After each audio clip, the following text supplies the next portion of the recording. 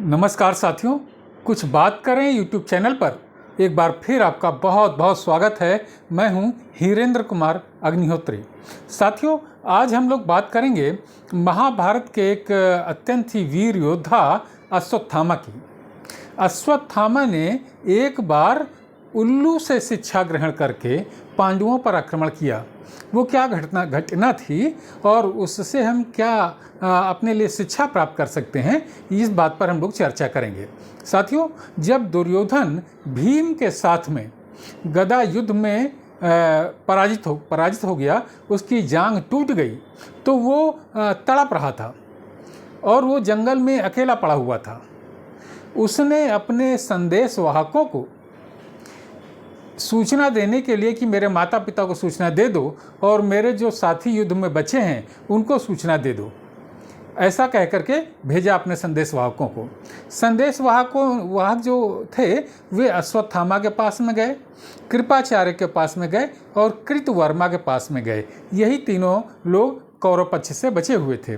अश्वत्थामा को जब ये सूचना मिली कि दुर्योधन को अन्यायपूर्वक मारा गया है अभी और उसके प्राण अभी निकले नहीं हैं, अभी वो तड़प रहा है दुर्योधन, तो वो अत्यंत शीघ्रता के साथ में दुर्योधन के पास में पहुंचा। दुर्योधन उस समय तड़प रहा था, उसकी मृत्यु नहीं हुई थी और उसकी जांघें टूटी हुई थी। उसे देख करके अश्वत्थामा को बहुत गुस्सा आया और अश्वत्थामा ने कहा दुर्योधन से कि मित्र, मैं तुम्हारे साथ किए हुए इस अन्याय का बदला अवश्य लूँगा। और वो वहाँ से चला गया। उसके साथ में कौरवों के कुरुगुरु कृपाचार्य और कृतवर्मा जो उसके एक सेनापति थे वो भी थे अश्वत्थामा के साथ में। और वे तीनों वहाँ से चले आए और एक जंगल में जाकर के रुके। जंगल में रात हो गई थी।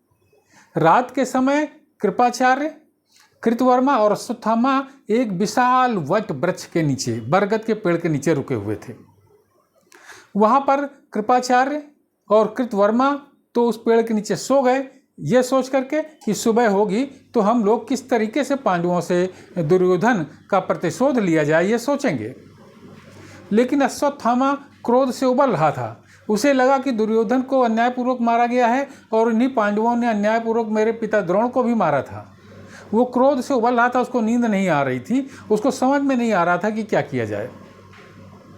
अचानक उसने देखा कि इस वृक्ष पर बहुत सारे सैकड़ों कौवे रात हो जाने के कारण बसेरा कर रहे हैं। और अचानक एक उल्लू आया और उसने उन सोते हुए कौवों पर आक्रमण कर दिया और उस सैकड़ों कौवों को मार डाला। किसी का धड़ अलग कर दिया, सर अलग कर दिया धड़ से, किसी को गर्दन पर प्रहार करके मार डाला। इस तरीके से सोते हुए कौवों पर आक्रमण कर दिया। अश्वत्थामा ने ये घटना देखी और उसके दिमाग में तुरंत ही एक विचार कौंध गया कि जिस तरीके से इस उल्लू ने रात में सोते हुए कौवों का वध कर दिया, उसी तरीके से रात में सोते हुए पांडवों का वध मैं कर दूंगा।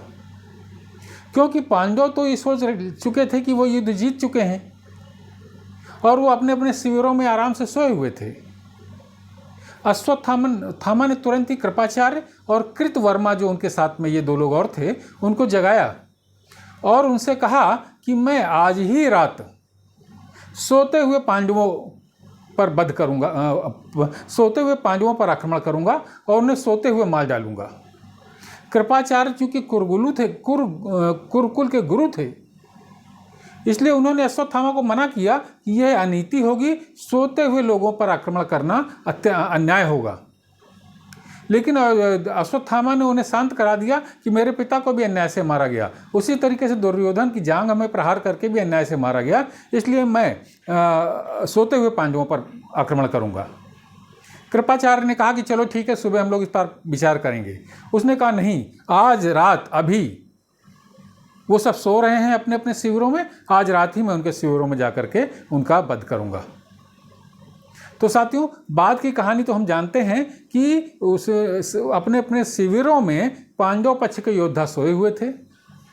उन सोते हुए पांडव पक्ष के वीरों पर अश्वत्थामा ने जाकर के धृष्टद्युम्न का वध किया।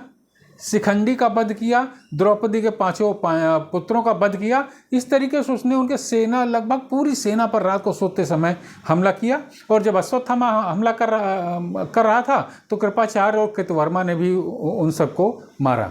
इस तरीके से उल्लू को देख करके कि उसने सोते हुए कौओं पर आक्रमण किया, अश्वत्थामा के दिमाग में बात आई कि हमें सोते हुए पांडवों पर वध कर देना चाहिए, आक्रमण कर देना चाहिए और उनका वध कर देना चाहिए।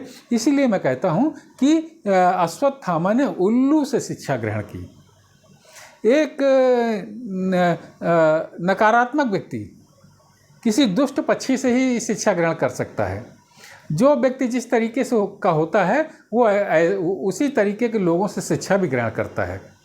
यानी अश्वत्थामा ने एक उल्लू से इस तरीके की शिक्षा ग्रहण की, इस तरीके से प्रेरणा पाई उल्लू से कि रात में सोते हुए पांडवों पर वो आक्रमण करे, और वो उसने किया और उसने आंशिक सफलता भी प्राप्त की। जीता तो पूरी तरीके से नहीं, लेकिन उसने आंशिक सफलता भी प्राप्त की। और बाद में जो द्रौपदी के पांचों पुत्रों का उसने वध किया था, इससे नाराज होकर के, और जो उसने अपना ब्रह्मास्त्र चला दिया था जो उत्तरा के गर्भ में गिरा था जाकर के, उसके कारण कृष्ण भगवान ने उसे शाप दिया कि तुम आजीवन इस तरीके से भटकते रहोगे, तुम्हारे शरीर से तुम्हारे घायल होने की बदबू आती रहेगी, तुम्हारे पास में कोई आएगा नहीं। इस तरीके से वो दुर्दशा को प्राप्त हुआ। तो इस तरीके से उल्लू से प्रेरणा प्राप्त की अश्वत्थामा ने। तो ये चर्चा अश्वत्थामा की आपको कैसी लगी? आप अपनी टिप्पणियों से मुझे ज़रूर अवगत कराइएगा। आपने अगर मेरे इस चैनल को सब्सक्राइब नहीं किया हो तो कृपया सब्सक्राइब करें, और कल मैं किसी और मुद्दे पर आपसे बात करता हूँ। तब तक के लिए जय हिंद, वंदे मातरम।